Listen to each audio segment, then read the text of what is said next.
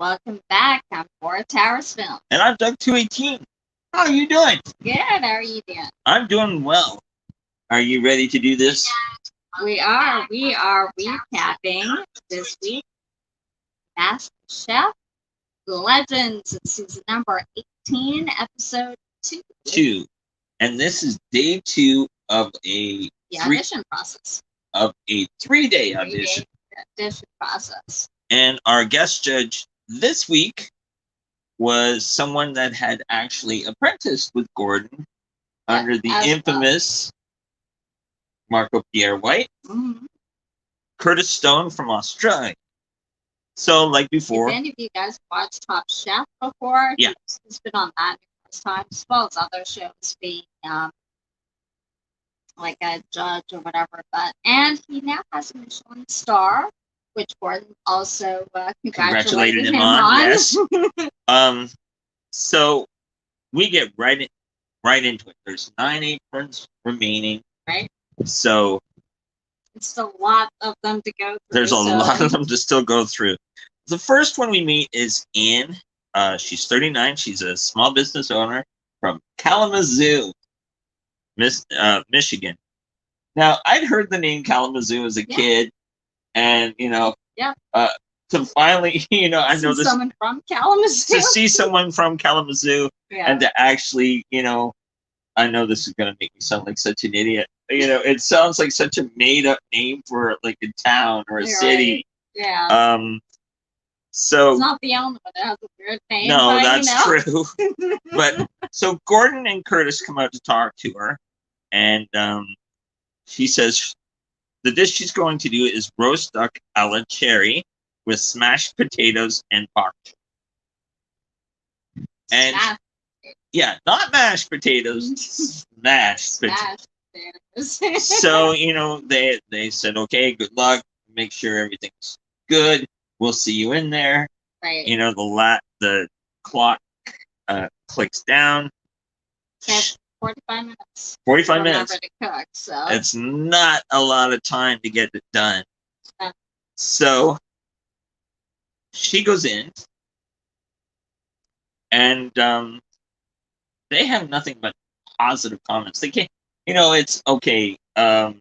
It's little technical things, but it's like we can fix that, like seasoning. Or, I don't know if they like the bok choy that much. I think they liked the duck. But they didn't like the sides. Well, Joe said it was like eating dirty water. Yeah. And Gordon said it was, the stem was raw. Right. But they said, yes, it's technical. You can fix it because the flavor profile's there. Yeah. So there's enough there for them to work with. So, the 4 of them, now if you remember, you need to get 3 yeses to get an apron. Now we're well. And so Curtis said yes. Gordon said yes. Right. Aaron said yes. So that's only 3. Only 3. The only one that said Curtis was Joe. Oh, Joe. Joe, because he didn't like bok choy. So there's apron number 7. Number 7. Awarded. So she comes out, she throws her hands up in the air, she hoops and hollers, and it's great to see. And like they're talking back and forth, how the level of talent this year is really elevated. Well, because like they said, a lot of times their audition dishes are like finale dishes. Yeah. Oh, yes. And even I think Joe said that if this was any other year, it probably would have been a yes from him. But because they're actually looking, it's Legends year, and they're actually looking for more and better, that's why he's a no. Yeah. Well, and that's understandable. Yeah. So the next 2 that we meet, it's a young lady named Britt. She's 25 from Fort Lauderdale. She made Thai mahi curry. Then Bernard, but when he introduced himself, Bernardo. Right. And he's 31. He's a social worker from Washington, D.C. And he did green mole with pork with white rice and caramelized onions. we didn't get much of the tasting, but some of them you did. no. But when the doors opened up, you kind of knew what the response was. Both Britt and Bernard did not get an apron. Well, you notice that the ones that they might introduce you to, but you don't see a lot of them interacting with the judges. Not all the time, but sometimes you kind of know they're not going to get an apron. So especially when they kind of speed through them a little bit. Yeah, it was kind of quick, and then it was just a lot of cutaway shots. So you know they're not really. It didn't go well. No. The next one we meet, lady, her name is Josie. She's 30. She's a senior IT tech from Atlanta, Georgia. Now she was a big girl, and she cooked phenomenal. Well, like she said, she loves her job. Yeah. And in IT and all that sort of thing, but her passion is cooking, so she's kind of thinking she wants to change, switch careers, become like a cook or chef. Yeah. And like she said, go big or go home. And like she says, I'm a big girl and I like to go big. So, she presents Brazilian taco. Now, this is kind of strange. I lived a year in Brazil. I never had Brazilian tacos. No, tacos not really a thing in Brazil. Never saw anything like that. So that was new to me. But when it came to tasting, Gordon and Curtis both said. Right. Well, I think they said it was the tortilla. Was raw or something like that. They didn't gummy. like it anyway. Most of the tortilla, I think. But Aaron stepped up and said, listen, you're in Atlanta, I'm in New Orleans, we're not that far away. No. I'm going to open my restaurant up to you. You come in, you work with us, and we'll work on the skills that you have. Mm-hmm. And she's like, that's fantastic, Yes. I may not have gotten an apron, but I won in a sense. Right. To get to be able to train with the person that inspired her to get into cooking. I mean, that's almost as good, as getting an apron. I mean, because you're getting to work with chefs that inspire you. You're talking about not like just everyday chefs, you're like Michelin star celebrity chefs here, and they're offering you a chance to work in their restaurants. Well, that's it. Either they will tutor you or their own chefs like in their restaurants. Well, I mean, that's pretty phenomenal in itself, especially when you're not coming from that kind of a background. Well, yeah. It's hard to beat that. I mean, like, and she even said, like, it really touched her, the fact that Aaron did that. So, I mean, like she said, she may not have gotten an apron, but she did come out a winner. Yeah, and I wouldn't be. I think that would be just for sure. I think. It would be just as exciting. But alas, she didn't get an apron because she had 2 no's. Right. We're then introduced to Abe. He's 20. But a potential job offer. So that's pretty exactly. Good. We're introduced to Abe. He's 22. He's a student from New York City. And what you find in his backstory is that his mother was a diplomat, so he was exposed to a lot of different foods. Traveled around a lot. So he was exposed to a lot of different foods. He actually named a lot of the countries he's lived in. Yeah. Quite a few.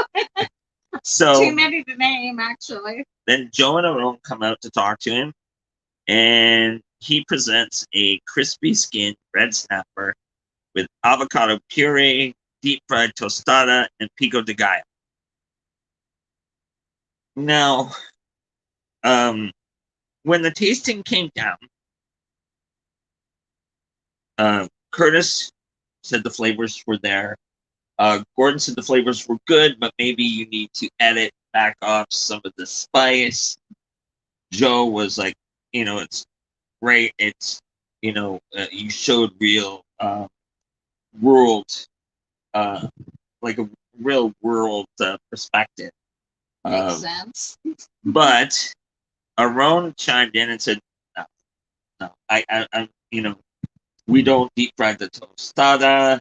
We don't, like there was things that he said, like the pico de gallo, there were certain elements in that you wouldn't do traditionally. No.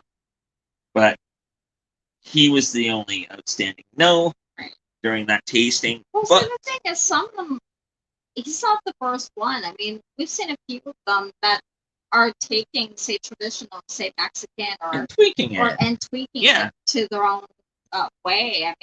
I mean, it's funny because if you watch any other seasons, Mm-hmm. they're always saying kind of don't follow what others have done. I kind of think outside the box a little bit, and when they do, and the audition, no, that's not how it's done. So I don't know. You kind of have to be like, which do you want? Yeah, them what to do you be, want? You Yeah. know, a little bit. Well, exactly. It's So, like, but he did get it. He did get an apron. he did get an so. apron. So there's the 8th apron The one. apron, yeah. Okay. Then we jump right into it. We meet Joseph. He's 32. He's an environmental engineer from Houston, Texas. Gordon and Curtis come out to talk to him. He says, "This is my dream. You know, I went to college, but this is where my passion is." Okay. And he did a steamed red snapper with Southeast Asian herb salad. Now, to steam red snapper in 45 minutes, that just a hair over or a hair too long, you know, it's very tricky. So he brought it in, and they said, okay, it's clean, it's well presented, but it's simple. So everything has to be on Well, because he only had 2 things on the plate. He had the salad and the fish. And the fish. So they said, if you're going to go that simple, it better be perfect. Everything has to be, like you said, perfect. So they take the skin, and that skin peels away perfectly. Mm-hmm. So you can kind of see the looks kind of click down the 4 of them. Right. They taste it. The food was fresh. It was very clean. So then it's like, okay, what's gonna happen? Right. And it was another 4 yeses across the board. Mm-hmm. So there is apron number 10. 9. Oh, 9. No. 10. Okay. So he comes. What's funny though, he comes out. Left. He comes out from the judging. He's like, and everyone's kind of that. Oh, and then he pulls the apron. He's like, yay! 5 aprons left. So then we meet Naya. I hope I pronounced that name. Naya. She's 18 years old. She's a high school student from Greensville, South Carolina. Her dish she presented was gobi Manchurian with fried cauliflower with Indo-Chinese sauce and fried rice. Now, they said she had great, like she had skill. She had, she's 18, but the big thing was that they felt she wasn't ready for this. No. Well, because they said what they thought the dish was immature. Yeah. It's kind of like we were talking about. She was mixing up a little bit Yes. of maybe different styles. And so they thought her doing that was a bit immature. Yeah. So they said she just wasn't ready. Like, they liked some of the flavors, but it just wasn't where it should be yet. So they didn't ready for competition. So it came down to Curtis. Although I think she did get a yes. Yeah, from Joe. Yeah.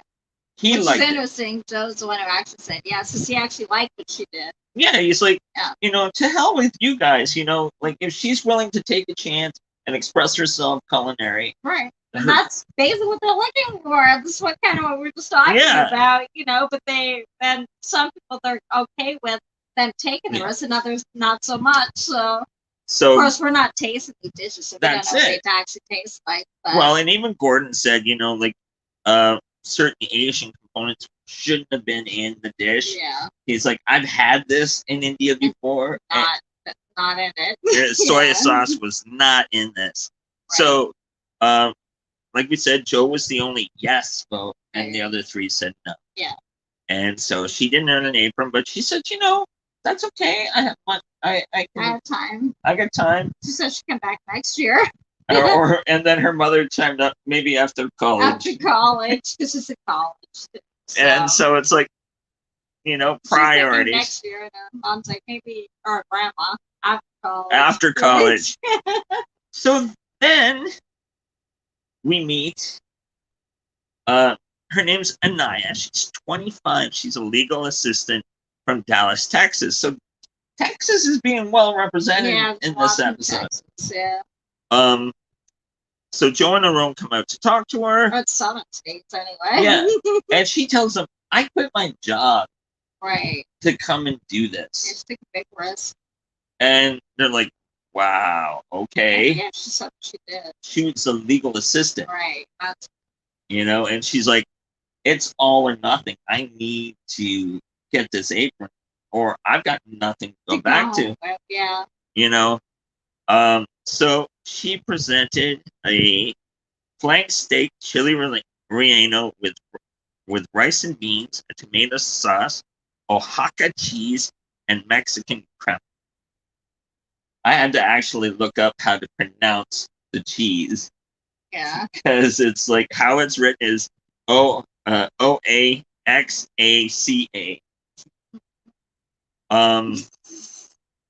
Well, I wanted to make sure I pronounced it correct on air. Of course. Aaron said, they all tasted it, and they all had like really strong positive comments. And Joe was at the point of, I'm not going to say anything else. I'm going to say yes, and I'm just going to keep eating. And if you wouldn't mind going out and making me another. And so this is another all four that have said yes. They liked what they saw. There was little tweaks that they said they could do. Yeah. And after she got the apron, so that's the 10th apron won this episode.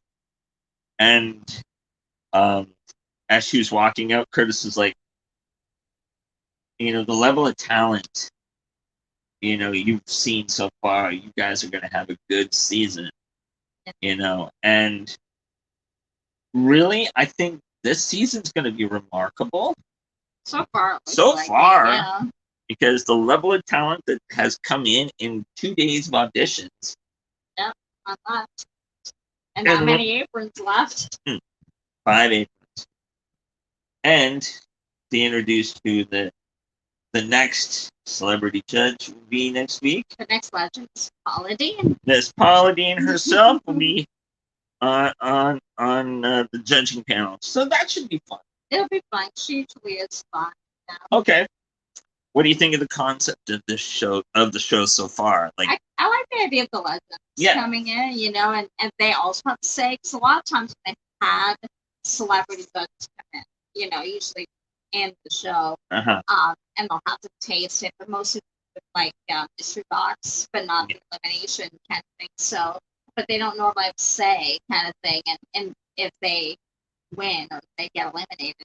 So it's kind of neat and different that they're doing that this year, is that they're using the actual celebrity chefs, and they have say whether or not they even get an apron. That's it, yeah. Because one of the regular judges could say no, but if the celebrity judge of the legend says yes, they're still going to get an apron. So I like that concept because they also bring a lot to the table, because a lot of them, like, there's a few coming in that have been in the industry a really long time, and they're well known, like Emerald and Paula Deen, Curtis Stone, they're well known. So they bring their own kind of brand of expertise and stuff to the plate. So I like that concept. What about you? It makes it a little bit fresh too. And I think by adding like culinary legends, it also alters the dynamic of Gordon, Aaron, and Joe. Sure it does, yeah. Because sometimes Joe plays the heavy. Right. Yeah. Yeah.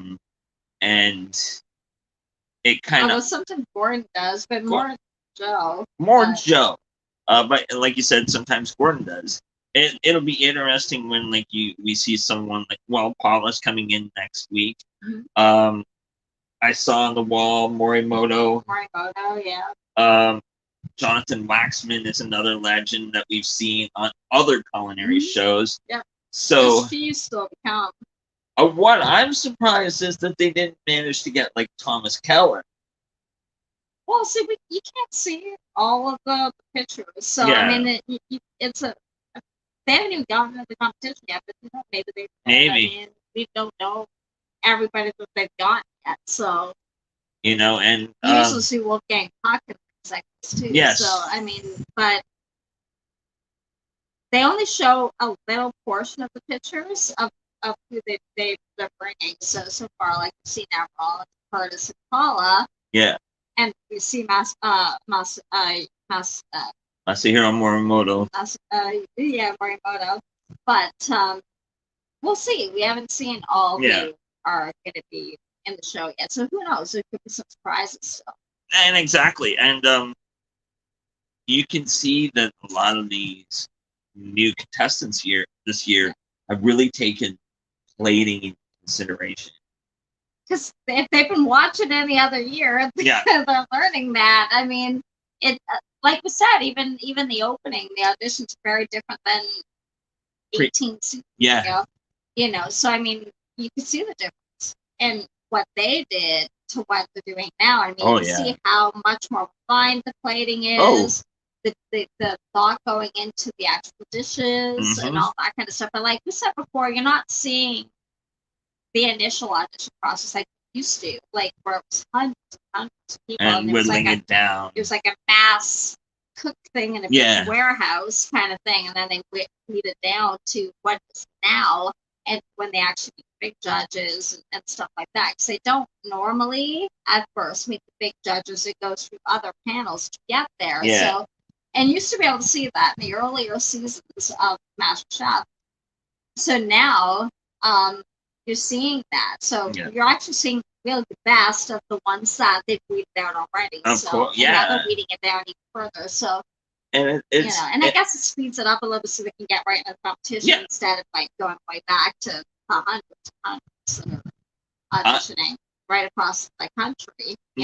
I'm curious to see what the challenges will be.